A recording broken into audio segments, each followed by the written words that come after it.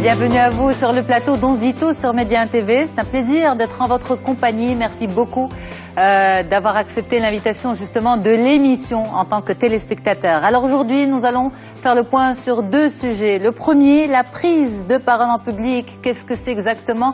Pourquoi c'est tellement handicapant pour certaines personnes et pourtant routinier dans certains milieux professionnels? On vous dit tout dans un instant. On enchaînera sur un sujet 100% santé. On va parler de contraception, pilule ou stérilée, comment faire le choix. Mon invité sera le docteur Hicham Ben Abbas Taarji. Les détails dans un petit moment. À tout de suite.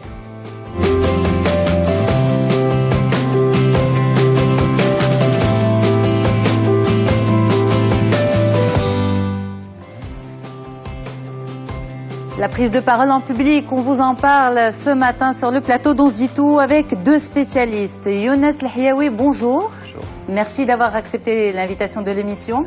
Alors, vous êtes consultant en développement personnel, directeur de Nafs Magazine.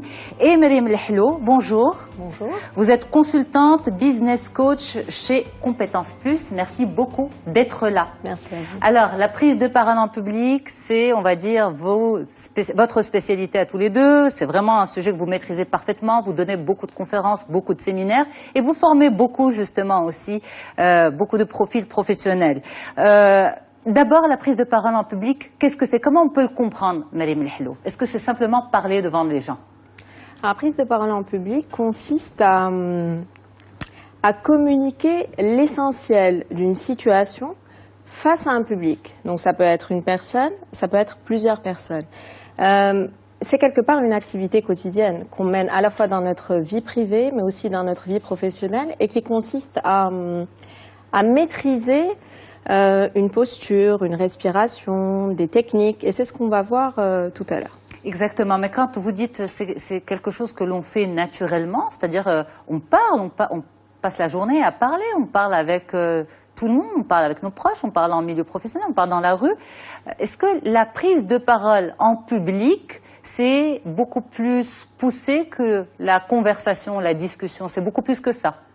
Alors en fait, c'est beaucoup plus que ça parce que vous êtes en position, ce qu'on peut appeler en position haute, à savoir une position où vous allez vous adresser à quelqu'un avec un message, vous allez l'informer de quelque chose, vous allez développer un argumentaire, vous allez lui vendre une idée, un produit, un service. Et quelque part, ce qui ressort dans la prise de parole en public, c'est que vous devez être convaincant.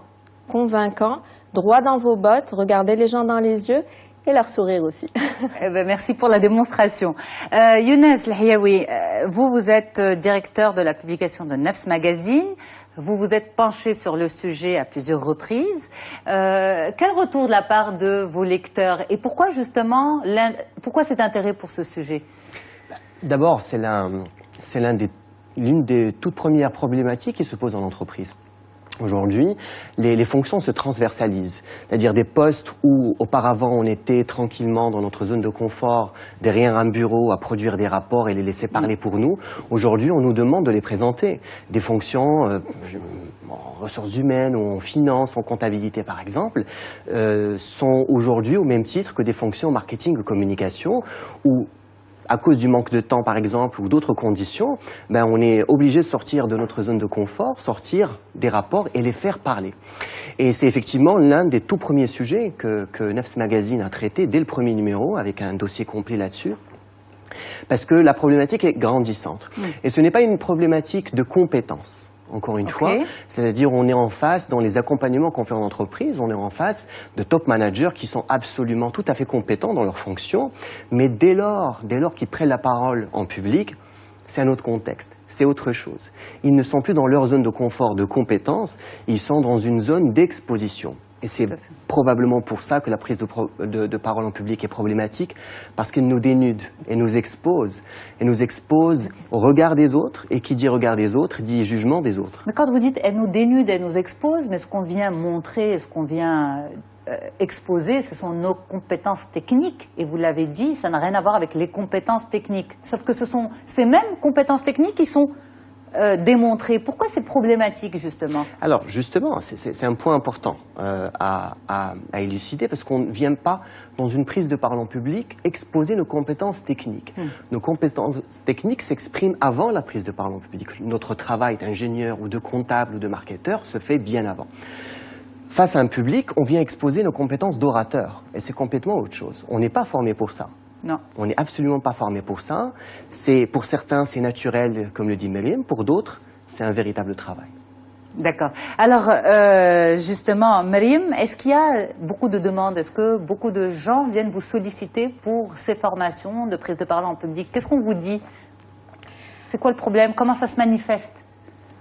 Alors, des fois, on nous dit j'ai un problème de confiance en moi, j'ai un problème de trac, je souffre d'un problème d'estime de moi. Comment je peux m'affirmer davantage face à un public?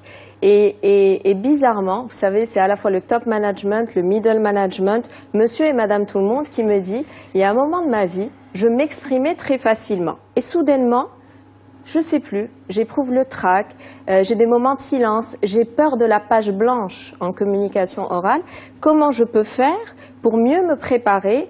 Je maîtrise bien mes sujets des fois, mais vous savez, voir 100 personnes, 150 personnes devant moi, ça me stresse. Et c'est là où on va voir ensemble tout à l'heure que notre état de préparation est suffisant, certes, mais il faut qu'on ait une excellente hygiène de vie, que notre forme physique, que notre forme mentale, spirituelle, émotionnelle soit au top.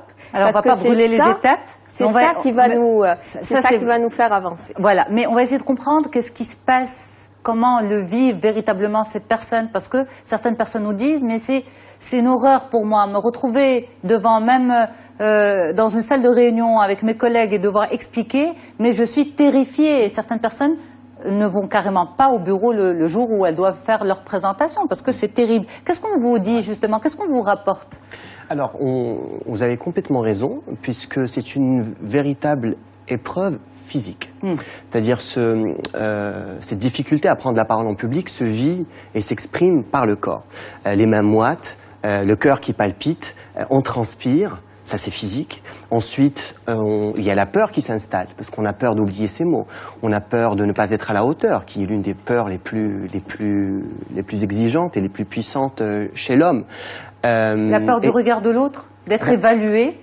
C'est juste ça, en fait, parce qu'on va en discuter pendant un bon moment.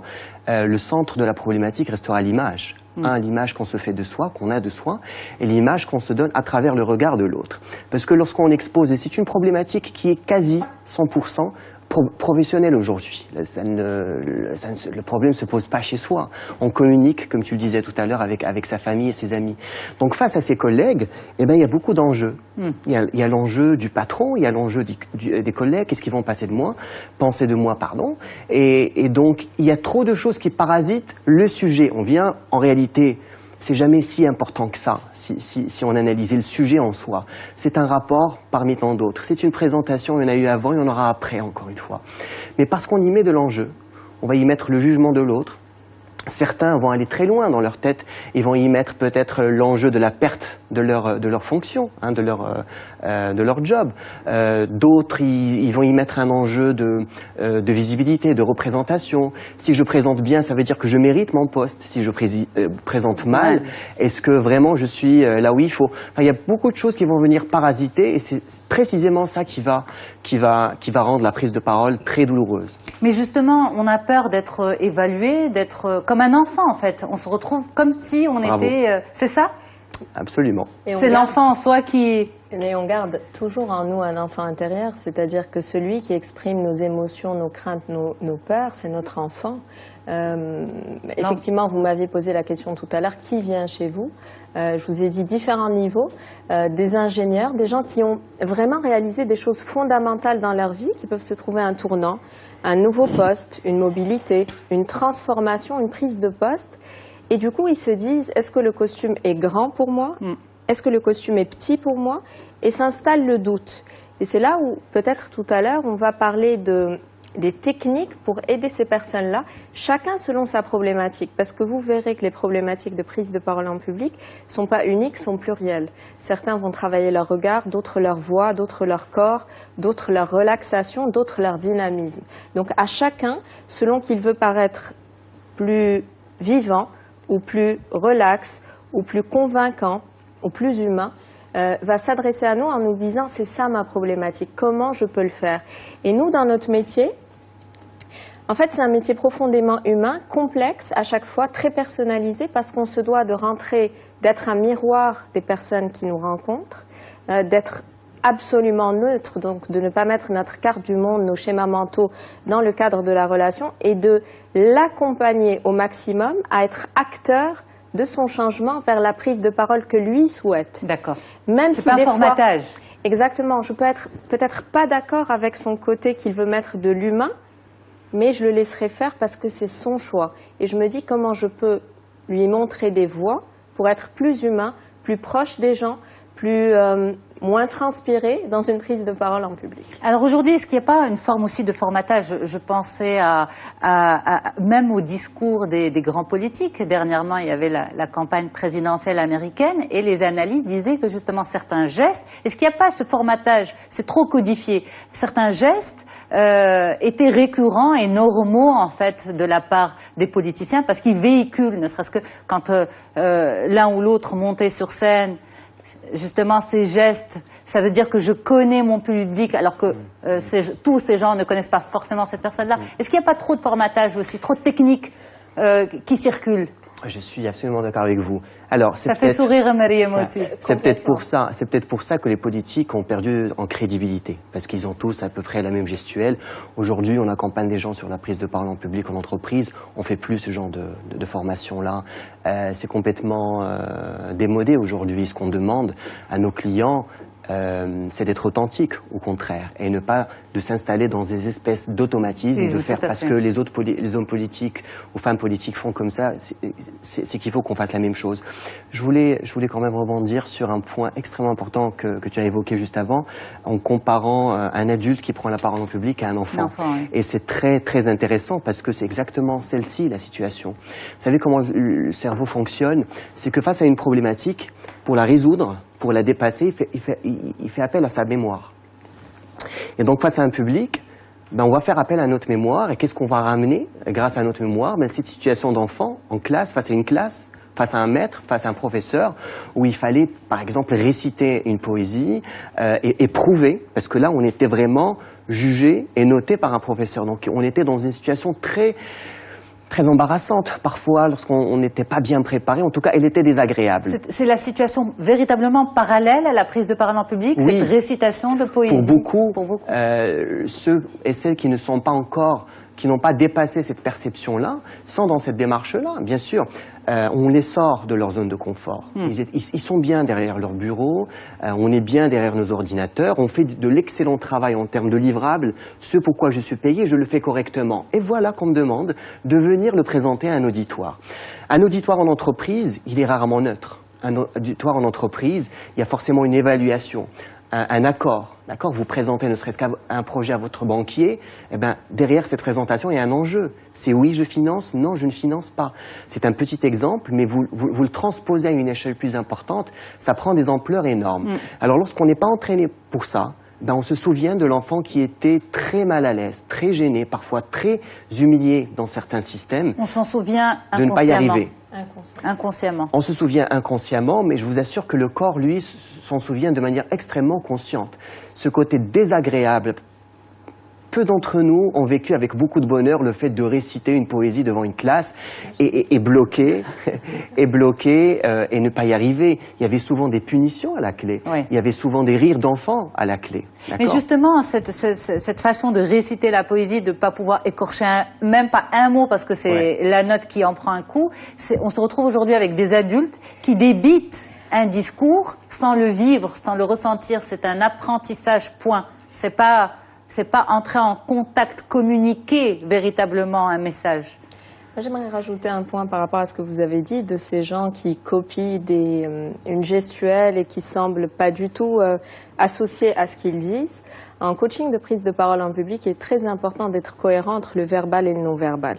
Le verbal, c'est ce que je dis, c'est les mots que j'utilise, c'est la pertinence des mots que j'utilise, mais que tout mon corps, à la fois ma gestuelle, qui peut être une gestuelle d'ouverture. Vous avez très bien dit que des fois, les grands politiciens, les grands tribuns essaient de montrer en souriant à la salle, en balayant du regard, en disant « Jeff, tu es là, Ralph, tu es là », c'est très à l'américaine, qu'ils connaissent tout le monde. Oui. Et c'est un moyen de briser la glace et de rentrer en contact avec les gens.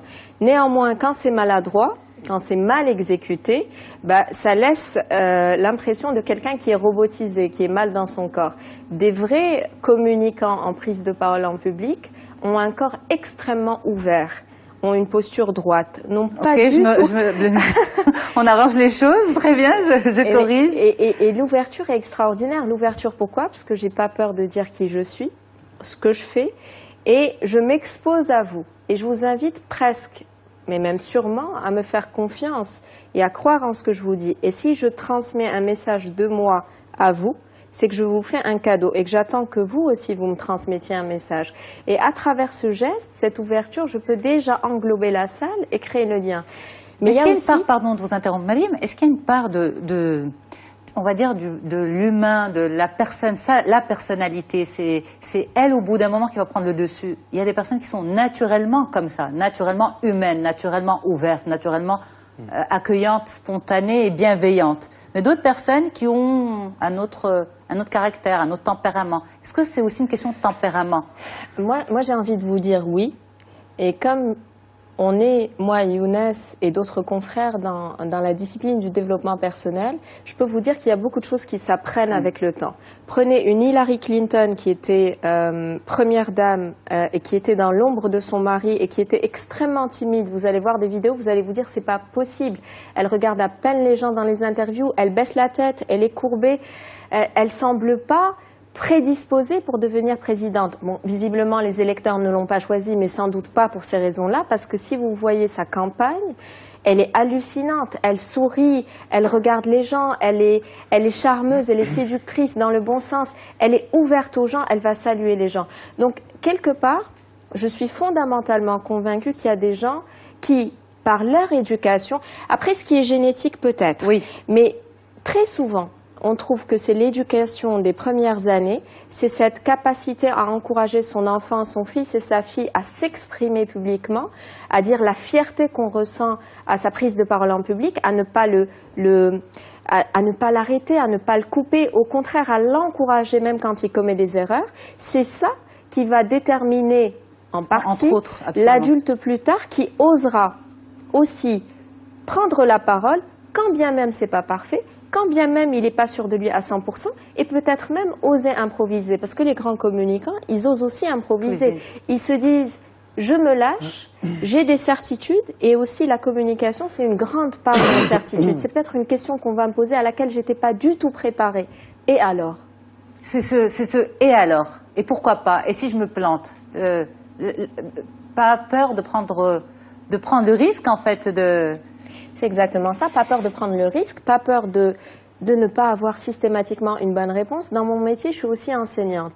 Je vous assure qu'une fois sur 3, je n'ai pas la réponse aux questions que les étudiants me posent. Et au départ, je le vivais mal, je me disais, mais mince, je suis censée être la professeure, celle qui sait tout, etc. Mais finalement, on n'est pas expert de tout.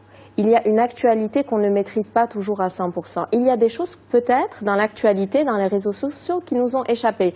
Je dis très souvent à mes étudiants, laissez-moi le temps de chercher, de revenir vers vous. Mais est-ce que c'est facile, par exemple, une personne qui vient vous voir, une personne qui vit très très mal la prise de parole en public, qui angoisse, qui mal, et une personne à qui vous dites, on va dire peut-être lors de la première séance, ces choses-là, est-ce qu'elle se les approprie facilement, ou il y a tellement de blocages à l'intérieur qu'elle vous entend, elle vous écoute mais ne vous entend pas? C'est-à-dire, est-ce qu'elle peut désamorcer ça facilement? Peut-être pas.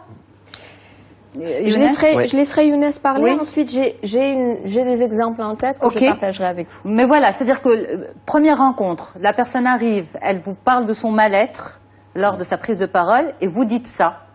Il faut accepter et est-ce que le lâcher prise est rapide? Younes? Non, le lâcher prise est pas du tout rapide et c'est un apprentissage en soi. Alors, pour répondre à votre question, lorsque l'entreprise vient avec comme problématique la prise de parole en public, vous avez bien compris que c'est simplement la partie visible de l'iceberg, que le problème se situe très certainement ailleurs. On ne va pas faire de la psychanalyse sauvage oui, ici, absolument. mais ça va relever de problématiques de timidité, de place qu'on s'accorde dans une société, de place qu'on s'approprie, la confiance en soi, et ça va vraiment tirer comme en bout de ficelle un certain nombre de problématiques. Maintenant, véritablement, personnellement, je ne suis pas fervent défenseur de l'apprentissage de la prise de parole en public en termes de technique. Parce que ce sont des natures, et si certains gestes ne sont pas dans notre nature, on va pouvoir les apprendre mécaniquement, mais on ne sera pas authentique. Mais si ça peut m'aider à dépasser une situation. Ouais, ça aidera en apparence. C'est-à-dire, c'est pas parce que je fais des grands gestes que je suis un excellent politique ou un excellent orateur. Par contre, ce pourquoi je plaide personnellement, c'est l'authenticité. C'est-à-dire, plus on apprend à être véritablement soi-même face à un public, quel que soit l'enjeu, avec nos failles. Parce que c'est ça, ce qui est intéressant. C'est intéressant pour personne de passer pour une machine qui est extrêmement rodée. Oui. D'accord ? On a vu ça chez des hommes politiques et ça a créé des catastrophes dans l'histoire. C'est cette passion un peu extrême, bien rodée, bien puissante. C'est là où on rentre dans des notions de gourou, de formatage auxquels vous avez fait référence tout à l'heure. Aujourd'hui, il n'y a pas de meilleur conseil, personnellement, que je donnerais que d'être authentique. Mais en même temps, pardon Younes, face à un public c'est... Oui. J'ai pas envie de faire peur, mais un public, c'est alors, presque un petit monstre. Regarde ce que tu es en train de faire. Justement, tu es en train de grandir le public. Le public est une entité face à une autre. C'est une entité, absolument. C'est une entité avec qui est beaucoup plus de mécanismes et de dynamique que moi, en tant qu'individu face au public. Et il y a des personnes qui bouffent le public. Il y a plus de dynamique et d'énergie à l'intérieur de l'orateur, crois-moi, que le public. Le public est le plus souvent beaucoup plus ouvert que l'orateur. Il est là pour écouter, il n'est pas là pour juger. Si ça se trouve, le public est en train de se dire c'est formidable comme intervention, alors que nous, dans nos têtes, on est en train de se dire je suis en train de tout rater, j'ai raté mon job, etc. Quand je parlais d'authenticité, regardez, observez aujourd'hui, je pense que la sphère politique est un peu particulière. Oui, tout à fait. De la sphère politique oui. Et prenant ces centaines et ces milliers de managers qui prennent la parole alors qu'ils ne sont pas forcément formés pour, vous allez voir que les plus touchants sont les plus humains. Ceux qui rentrent dans une présentation au public et qui se disent « Ah, désolé, je ne m'attendais pas à autant de monde. Soyez un peu indulgents avec moi. Je suis ravi d'être là, mais en même temps, je vous avoue que je ne suis pas habitué à cet exercice, donc je compte sur votre soutien. » Et ce sont ces gens-là qui arrivent à toucher parce qu'ils sont simplement humains. Ils admettent quelque chose qui est complètement humaine. Ça ne remet en aucun cas le contenu qu'ils vont présenter. On va voir probablement des techniques de préparation tout à l'heure. Mais fondamentalement, le plus intéressant, c'est de venir avec qui on est. Ce n'est pas de la philosophie, c'est là qu'on va être crédible.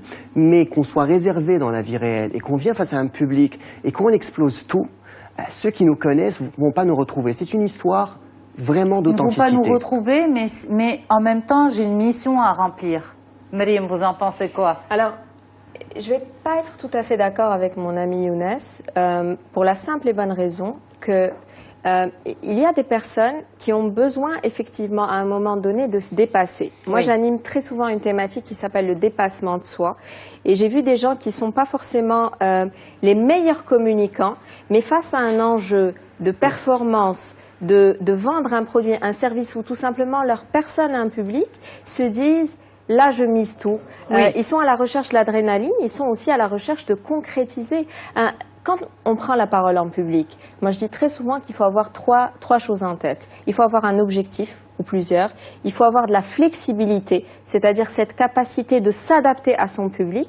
Et il faut avoir aussi un sens de l'observation et de l'écoute active. Or, il y a des choses sur lesquelles je suis d'accord avec Younes. Ce sont trois piliers extrêmement importants et lourds quand même. Essentiels. Est-ce qu'on a tous la possibilité... Bon, l'objectif, on va dire oui. C'est on a tous C'est universel. Mais les autres, flexibilité, observation, écoute active, ça c'est l'intelligence à développer quand même. On s'entraîne, Yasmine. On s'entraîne, Yasmine. Moi, je crois fondamentalement que la timidité ou le manque de confiance en soi ou le manque d'estime de soi ne doivent pas être des barrières à se dire « moi, je n'arriverai jamais à prendre la parole en public ».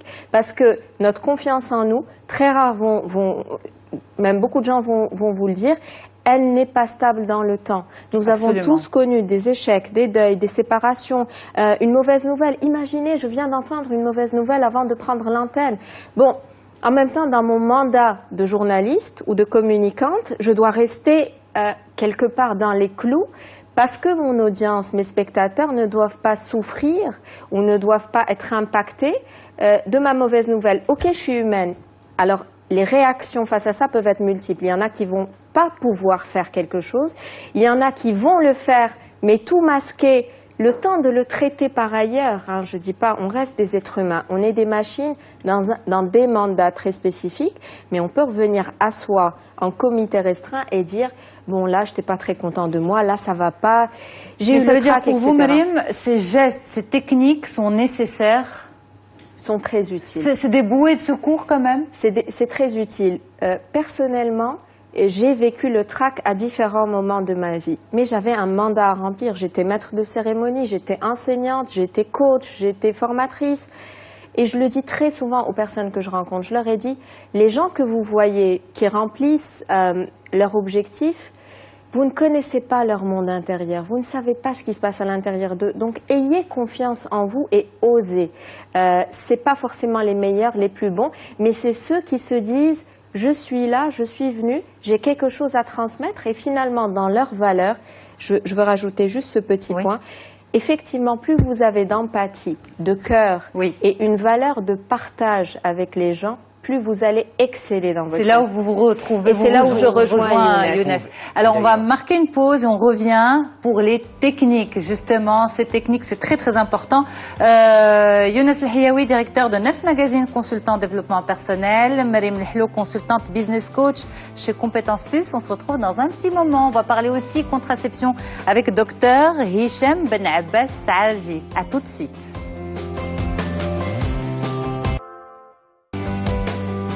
Allez, on continue notre discussion sur la prise de parole en public, un handicap pour certaines personnes. Justement, on arrive au volet tant attendu des solutions, le volet comment dépasser, surmonter les blocages. Est-ce qu'il y a des techniques à avoir en main, des gestes, des outils? Eh bien, on va continuer la discussion avec nos deux spécialistes, Younes El-Hiaoui et Myriam El-Hlo.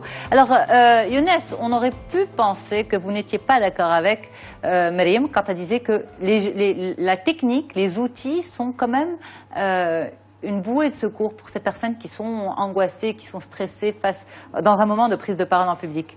Exprimé comme ça, je suis tout à fait d'accord avec Myriam. D'accord. S'il s'agit d'apprendre ces techniques-là comme bouée de secours, je suis complètement aligné à ça.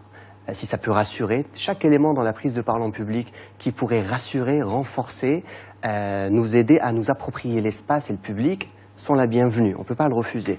Simplement, ce que je disais, c'est qu'il y a quand même un travail préalable qui n'est pas simplement un travail en apparence. C'est exactement le parallèle, si nous devions en faire un, ce serait le parallèle avec l'athlète. Il y a l'entraînement physique, il y a le muscle, et puis il y a la motivation intérieure. Et donc la prise de parole en public, ces gestes, ces techniques de respiration, on en parlera tout à l'heure, etc.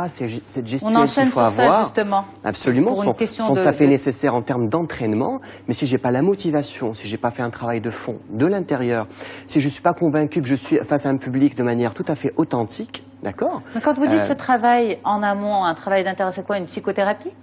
Par exemple, s'il le faut, ou un accompagnement selon l'intensité de la chose.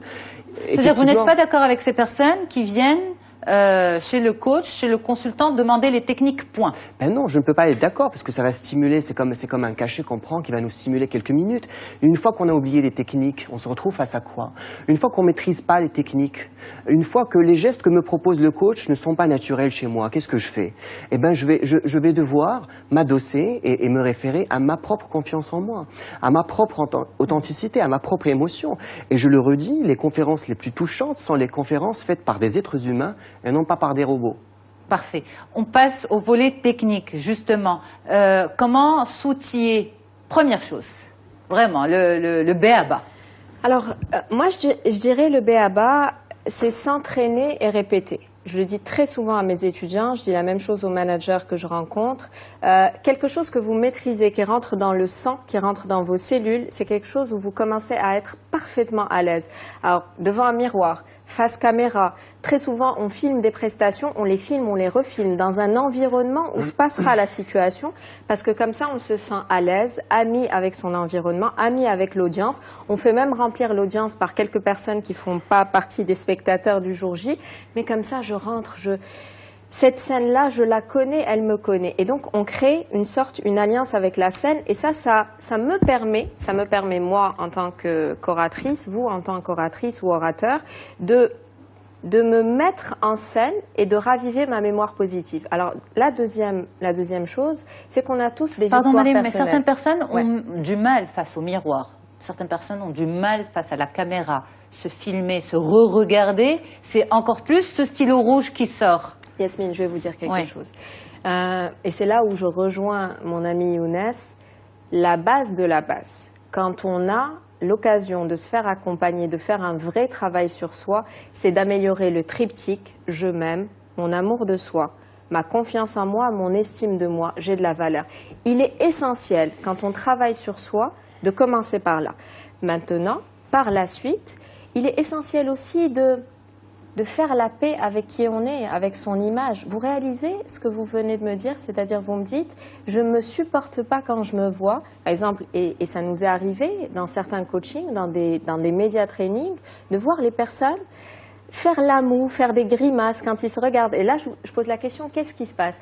Ah non, j'imaginais pas ma voix comme ça, je souris pas assez, je regarde pas les gens. C'est de la prise de conscience. Pour moi, coach, elle est essentielle, cette prise de conscience. Donc, elle peut me travailler, je peux ne pas l'accepter, mais quel bonheur. Qu'est-ce qui se passe après l'acceptation? C'est là où commence le travail sur soi. C'est corriger ces choses-là, mais c'est purement subjectif. Une personne qui va se filmer pour s'entraîner, repérer des défauts, ça peut être des petites choses qui lui empoisonnent l'existence, alors que ça ne reste que des petites choses. Ce sont des petits détails futiles presque. Et c'est là, Yasmine, que le coach a un vrai rôle à jouer, à savoir que, heureusement pour certaines personnes, elles sont accompagnées. Aujourd'hui, sur le net, on trouve énormément de vidéos, de conseils, certaines très pertinentes, d'autres un peu moins. Et le fait d'avoir des sources d'inspiration, de regarder des communicants, de se faire accompagner quand on le peut avec du coaching personnalisé, c'est se dire je ne suis pas seule, j'accepte de me faire accompagner avec des techniques de visualisation, de respiration, on va y arriver parce qu'elles sont qu'on manque de temps. La respiration, comment on fait alors justement, Younes? Alors, la respiration, je ne sais pas si je pourrais démontrer toutes les techniques. En tout cas, pourquoi vous parlez de respiration? C'est parce que lors d'une prise de parole en public, l'émotion et le stress qu'on vit fait qu'on va avoir une respiration qui est altérée. Lorsqu'on ne respire pas normalement, ça va être très difficile de poser sa voix et de communiquer correctement avec un public. Une technique très simple pour pas s'étaler, celle que j'appelle 4-4-6-2, c'est-à-dire je vais inspirer en 4 temps, je bloque ma respiration en 4 temps encore, et puis je rallonge l'expire en 6 temps, je rebloque encore en 2, et puis je reprends. Donc en 4 temps, c'est monter doucement. 1, 2, 3, 4, je bloque ma respiration, encore une fois jusqu'à 4. Le secret, c'est de rallonger l'expire, au moins jusqu'à 6, voire jusqu'à 8, parce que c'est cette expiration que je vais prendre le temps de faire qui va obliger ma respiration à reprendre un rythme normal. Et ça, je le fais combien de fois avant d'arriver? Une petite dizaine de fois juste avant. Maintenant, voilà, on n'est pas dans une prescription médicamenteuse. Simplement intégrer la respiration dans sa prise de conscience, avant et surtout pendant. D'accord? Surtout pendant, parce qu'une émotion, je peux respirer avant, être rattrapé par une bouffée d'émotion pendant la présentation et puis reperdre encore. Mais comment je fais? Justement, si je suis prise par une bouffée d'émotion, je vois quelque chose, je me dis, ah, le regard, je perds mon auditoire, qu'est-ce que je fais? Alors, c'est pour ça. Vous voyez, c'est une série de questions qui nous renvoient à ce travail intérieur qui est important. Petite parenthèse et qui est complètement dans le sujet. Le sujet, c'est prise de parole en public. C'est un acte dirigé vers les autres. Cet acte ne peut pas avoir lieu correctement s'il n'est pas dirigé d'abord vers soi. Si on ne s'écoute pas, si on n'admet pas qu'on est stressé, qu'on a peur de cette présentation, que les enjeux sont gros, qu'est-ce que je vais faire? Je vais refouler toutes ces émotions-là. Je vais rentrer face à un public. C'est une tension que je crée, d'accord? Alors que moi, je préfère rentrer avec ces émotions-là, les partager avec mon public. Quel que soit le public, il s'attend de moi d'être complètement dans mon humanité. À ce moment-là... Mais par exemple, un manager, un chef d'entreprise qui arrive en salle de réunion et qui dit « excusez-moi, là je suis un peu stressé. Forcément... » Pourquoi pas, vous le dites avec une caricature? J'ai l'impression que ça ne fait pas sérieux. Ce qui est sérieux, c'est son contenu, encore une fois. Myriam, vous en pensez quoi? Il y a un apprentissage, pardon. Il y a cet apprentissage qui va l'aider. J'ai presque terminé parce que je veux pas qu'on s'oppose, Myriam. Mais moi, je suis complètement d'accord. Dans nos métiers de coach, je veux dire entraîneur aussi. On entraîne sur ces techniques-là. Simplement, ne pas tout construire sur ces techniques-là. Ce sont des renforts. C'est un renfort. C'est un renfort, exactement. On est très très alignés, moi et Younes, sur les valeurs d'humanité, d'empathie, d'intelligence émotionnelle. Younes a dit des choses très très justes sur la respiration. Très souvent, je me suis conditionnée à respirer très profondément, comme il a fait en 4 temps, je bloque et j'expire. Qu'est-ce qui se passe? Je fais baisser en respirant. La respiration est le premier oxygène de notre corps. C'est celle qui permet à l'énergie vitale de circuler dans notre corps, et qui permet de libérer des blocages. Quand je fais ça, j'élimine des toxines, je me recharge d'énergie. Et qu'est-ce qui se passe? Mécaniquement, quand je ralentis ma respiration, mon rythme cardiaque baisse légèrement. Et je me mets à bien respirer, à prendre le souffle. Et le souffle va libérer ma voix. Le souffle va me permettre d'être encore plus convaincante. Et du coup, aussi, en même temps, l'hormone de cortisol, qui est l'hormone de stress, baisse aussi dans mon corps. Donc, s'installe la détente. Oui, allez-y. Là où je suis d'accord et où j'ai quelque chose à rajouter par rapport à... Il me reste une petite minute. Très rapidement. C'est un manager, vous savez, très très souvent, je me mets à faire une méditation avant de rentrer ou pendant que je pose la question à la personne. Vous savez, quand une technique, si vous avez le trac, c'est poser la question à votre auditoire. Le temps que vous repreniez votre respiration, vous repreniez confiance en vous, vous réalignez tous vos paramètres internes et vous enchaînez. Mais vous posez quel type de question? Qu'est-ce que vous pensez de ce sujet? Mais il faut que je l'écoute. Si en même temps je dois me concentrer sur autre chose, sur moi, sur me gérer, c'est assez compliqué. On est parfaitement capable de le faire. Pourquoi je dis ça? Parce qu'on n'a pas tous le luxe d'être tout seul en train de gérer notre méditation. Des fois, il est très enrichissant pour nous de pouvoir reprendre notre souffle, reprendre le contrôle sur nous-mêmes en situation d'action. D'ailleurs, des fois, on parle de méditation et de méditation. Vous pouvez respirer tout en étant dans la circulation. Vous pouvez respirer en ayant 15 personnes autour de vous. Et quand vous le ferez, vous réaliserez que quand ce sera votre tour de parler, vous allez être pleinement rechargé. En tout cas, ce qu'on peut retenir de vos interventions aujourd'hui, parce que bon, il y a encore beaucoup de choses à dire, mais voilà, le temps nous est compté. Ce qu'on peut retenir, c'est que des experts sont là, qui peuvent vous apporter des solutions, que c'est une problématique qui est beaucoup plus récurrente et commune que vous ne pouvez le penser.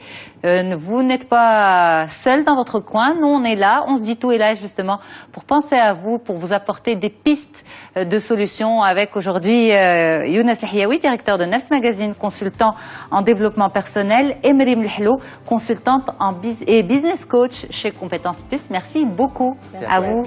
C'est un plaisir de vous avoir et à très vite sur le plateau. Moi, je reste avec vous. Je suis pas partie. Je reste là et je retrouve dans un petit moment Dr Hicham Ben Abbas Taarji, stérilé ou pilule, comment faire le choix. À tout de suite, une petite poignée de secondes.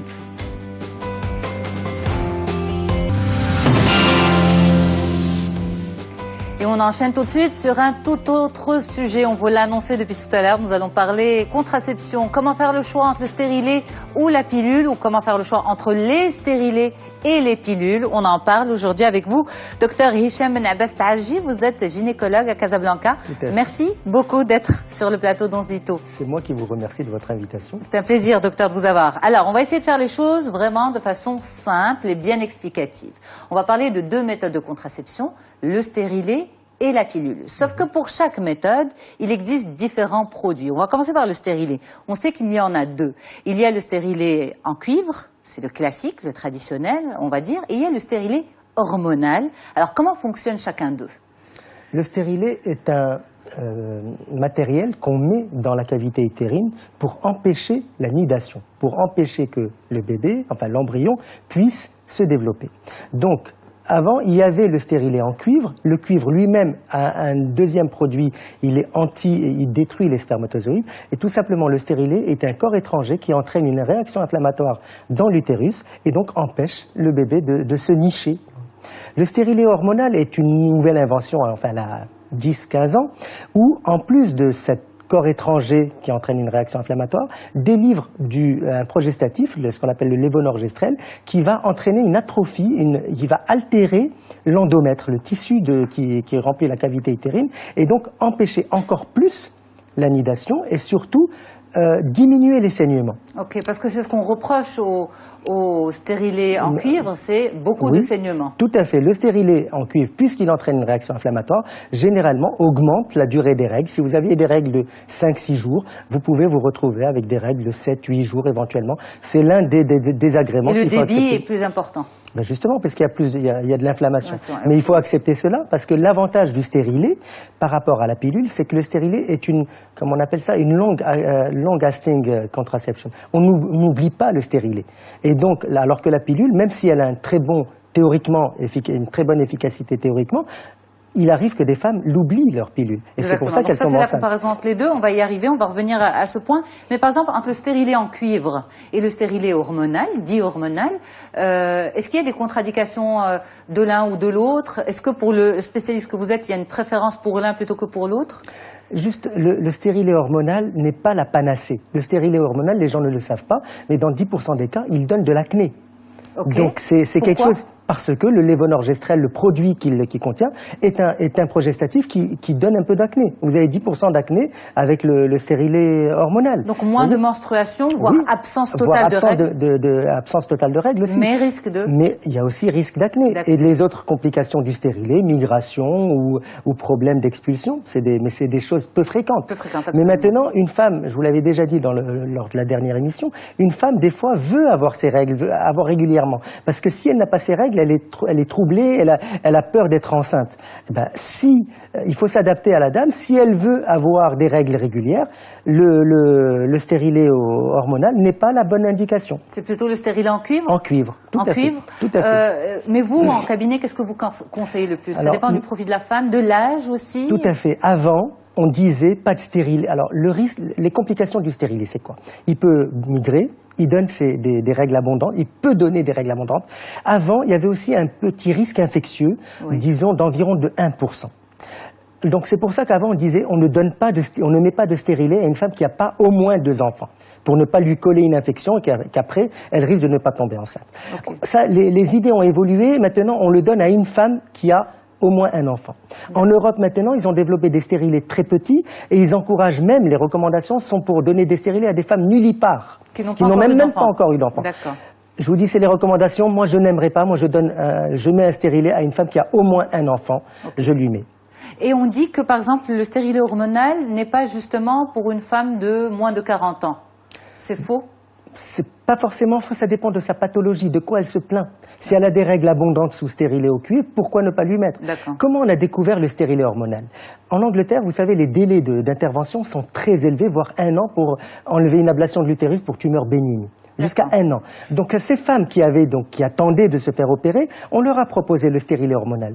Et ça a réglé leur problème de saignement. Elles ont dit, mais j'ai plus besoin d'être opérée, j'ai été tranquillisée par cette aménorrhée, cette absence de règles, du fait de mon stérilet hormonal. Et c'est comme ça que ça s'est développé. Mais maintenant, encore une fois, je le dis, c'est pas la panacée. Il ne faut pas mettre un stérilet hormonal à toutes les femmes. Est-ce qu'il y a des contre-indications, justement, pour le stérilet de cuivre et le stérilet hormonal? Le stérilet au cuivre, c'est justement, par exemple, les malformations utérines, c'est les béances où le stérilet risque de tomber, c'est les GU, c'est les grossesses extra-utérines, parce que les stérilets en tant que corps étranger peuvent entraîner donc une grossesse extra-utérine. Donc une femme qui a fait une grossesse extra-utérine, généralement il vaut mieux éviter le stérilet. En cuivre? Le stérilet de façon générale.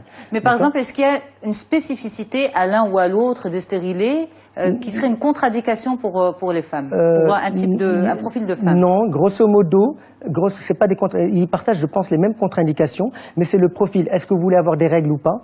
Est-ce que vous avez un terrain acnéique à faire, par exemple, si vous avez fait déjà de l'acné sous une pilule 2e génération, on en parlera tout à l'heure. Donc, vous êtes sujette à ne pas mettre un Mirena.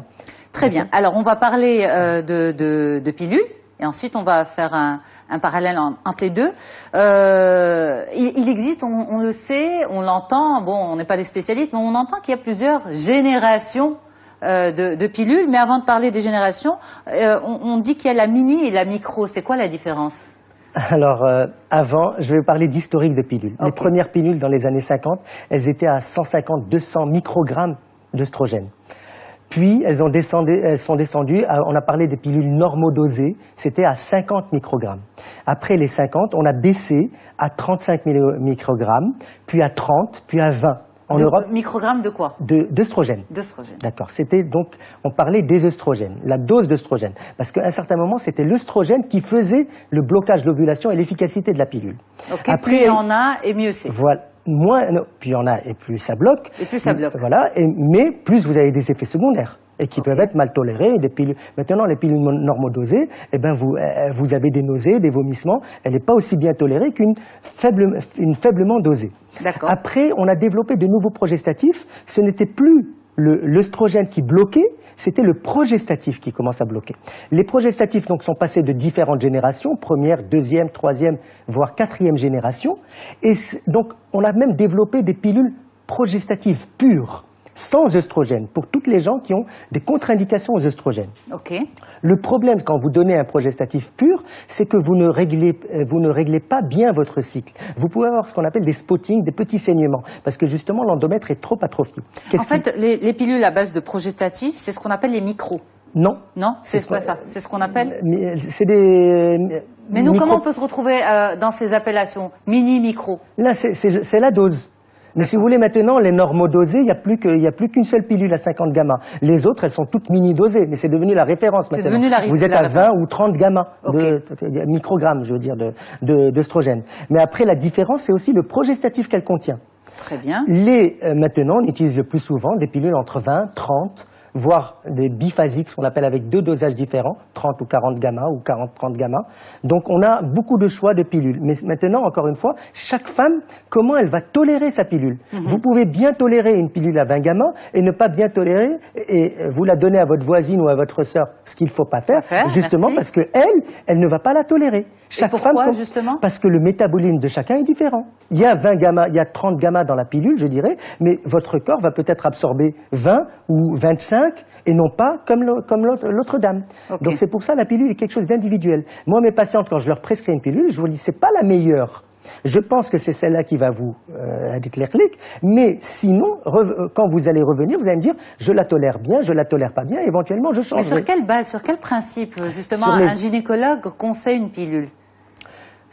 Par exemple, il y a des pilules anti-acnéiques. Le progestatif est anti-acnéique. Donc une jeune fille qui va venir alors il y a aussi des bénéfices non contraceptifs de la pilule. Une jeune femme ou une femme mariée qui a de l'acné, je peux lui prescrire une pilule avec un progestatif anti-acnéique. Je lui prescrirai pas du lévonorgestrel, le progestatif de deuxième génération, parce que lui-même donne de l'acné. C'est le progestatif qui est sur le mien. Alors justement, on reprochait beaucoup aux pilules les maux de tête, la rétention d'eau, prendre du poids. Et aujourd'hui, on dit que ces nouvelles pilules de troisième génération et même celles de deuxième génération, justement, luttent contre tout cela. Est-ce que c'est vrai ou ça dépend du corps de chaque femme? Ça dépend du progestatif. La drospirénone est un progestatif anti-rétention d'eau. Et donc c'est pour ça qu'ils disent il ne fait pas grossir parce que justement il n'y a pas de rétention. Mais vous avez aussi 30 gamma d'éthinoestradiol, d'œstrogène. C'est un peu compliqué tout ça. C'est un peu compliqué. Comment on peut justement, comment vous arrivez à simplifier les choses pour les patients? Je vois le profil de la dame, de quoi elle se plaint. Et donc, est-ce qu'elle est grosse? Est-ce qu'elle est, est-ce qu'elle est un peu msmna? Est-ce qu'elle a de l'acné? Qu'est-ce qu'elle veut exactement? Et donc, je peux lui prescrire une pilule à 20 gamma ou à 30 gamma. On peut changer la pilule si elle ne fonctionne pas? Tout à fait. En concertation avec le médecin, bien sûr. Tout à fait. Mais on a la possibilité, on va dire, de la changer au bout de combien de mois? Il faut comprendre quels sont les effets secondaires de cette pilule. Si je lui prescris, par exemple, une pilule légère, à 20 gamma, et qu'après elle me dit je reviens mais j'ai des spottings, j'ai des petites taches. Ces petites taches justement ça veut dire que la pilule chez elle est trop peu dosée. Si elle veut arranger ses petits spottings, il vaut mieux lui donner une pilule à 30 gamma. Si elle est trop peu dosée, ça veut dire qu'elle ne la protège pas contre une éventuelle Non, elle la grossesse? protège. Toutes les pilules, grosso modo, à condition qu'on les prenne, ont le même indice de Pearl, c'est-à-dire ont la même efficacité. Ok. Toutes, grosso modo. Par rapport à l'efficacité, il n'y a pas de problème. Après, c'est une tolérance individuelle. Si vous avez des spottings avec une 20 gamma, il faut que je monte à 30. Très bien. D'accord? D'accord. Si à 30, vous me dites, non, elle me fait vomir, j'ai des nausées, eh ben peut-être que je vais descendre à 20. Mais qui ne doit pas prendre la pilule? Qui c'est qui ne doit pas prendre la pilule? Surtout les gens qui ont des antécédents de phlébite, c'est-à-dire de caillots dans les veines. Les femmes qui fument à partir de 35 ans, c'est une contre-indication absolue. D'accord. Pas de pilule pour ces femmes. Pas femmes. de pilule pour les femmes qui fument après 35 ans. Même avant, il vaut mieux arrêter le tabac, bien sûr. Les femmes qui ont des cancers, bien sûr, des cancers du sein ou des cancers hormonodépendants, qu'on dit. Il y a d'autres maladies aussi particulières, des maladies hépatiques, une hépatite, parce que justement le métabolisme de la pilule se fait au niveau du foie. Mais grosso modo, c'est les phlébites, c'est les cancers. Alors aujourd'hui, dans ces produits, dans ces moyens de contraception, il n'y a plus d'œstroprogestatifs? Il y a des pilules justement pour les gens à qui un œstrogène est contre-indiqué. On a développé les pilules progestatives pures. C'est ce qu'on donnait avant, par exemple, Kinatardaa. D'accord. Pour la femme qui allaite, on ne peut pas donner d'œstrogène. Donc il n'y avait qu'un seul produit, mais qui n'agissait que sur la glaire cervicale, et il fallait absolument le prendre à la même heure. Okay. Sinon, vous risquiez de tomber enceinte, même si vous allaitiez. Après, on a développé donc de nouvelles pilules progestatives pures qui bloquent l'ovulation, qui ont une efficacité beaucoup plus importante. Mais donc, toutes ces pilules sont surveillées par l'OMS, l'Organisation mondiale de la santé? Tout à fait. Il y a beaucoup de recommandations. Laissez-moi juste terminer par rapport aux progestatifs. Le problème des progestatifs, c'est que justement, elles vont vous dérégler le cycle. Elles n'ont pas de contre-indication. On peut les donner pour des femmes de manière beaucoup plus large, puisqu'elles ne contiennent pas d'œstrogène. Mais après, elles peuvent vous donner des aménorrhées ou elles peuvent vous donner des règles abondantes. Elle va vous dérégler votre cycle. On est un petit peu perdu face à cette histoire de pilule, justement. C'est pour ça qu'il faut aller voir le médecin. C'est le médecin. Donc, c'est le médecin qui décide. Mais quand, par exemple, la pilule, la femme sent qu'elle ne lui convient pas, elle peut la changer au bout de combien de temps? Ou bien il faut laisser le corps s'adapter à la pilule, à la prise du comprimé? La pilule doit être prise de manière... Voir un cycle de cycle, oui. Il faut attendre, voir comment, justement, elle s'adapte. Et voir quels sont les effets secondaires qu'elle présente. Est-ce qu'elle est surdosée? Parce que justement, il y a des nausées, il y a des vomissements, il y a de la tension mammaire. Est-ce qu'elle est sous-dosée par rapport à des spottings? C'est là où je vais voir comment je vais lui changer. Et éventuellement, si la pilule ne lui va pas, je peux lui proposer un autre moyen contraceptif. Pour finir, docteur Taharji, la pilule du lendemain, c'est une méthode de contraception d'urgence. Est-ce que vous voyez des dérives? Oui, il y a beaucoup de dérives, il y a beaucoup de gens qui prennent leur pilule, leur contraception d'urgence, mais de manière régulière. Non. C'est dangereux? Oui, parce que justement, le risque thromboembolique, premièrement, ça dérègle le cycle, elle ne sait plus où est-ce qu'elle en est. Deuxièmement, il y a des complications qui peuvent y avoir. La pilule, la contraception d'urgence est efficace à condition de la prendre dans les 3 jours, mais elle doit rester une contraception d'urgence. S'il y a un accident de préservatif avec le couple marié, un problème de préservatif, éventuellement, il faut qu'il la fasse. Mais il ne faut pas dire non, je ne prends pas ma pilule régulièrement, je préfère prendre une pilule du lendemain. Ça doit rester une pilule du lendemain uniquement. Merci beaucoup, Dr Hicham Ben Abbas Taharji. C'était un plaisir de discuter avec vous des moyens de contraception. Justement, une interview que vous pouvez retrouver sur notre site mediantv.com. La prise de parole en public, tout un problème. On en a parlé avec 2 spécialistes. Vous pouvez également retrouver cet entretien ou ce dossier dans son intégralité sur notre site. Merci beaucoup à vous pour votre présence avec nous. Un grand merci à toute l'équipe qui m'accompagne à Tanger et à Rabat pour la préparation, la réalisation et la diffusion de cette émission. Au revoir et à bientôt.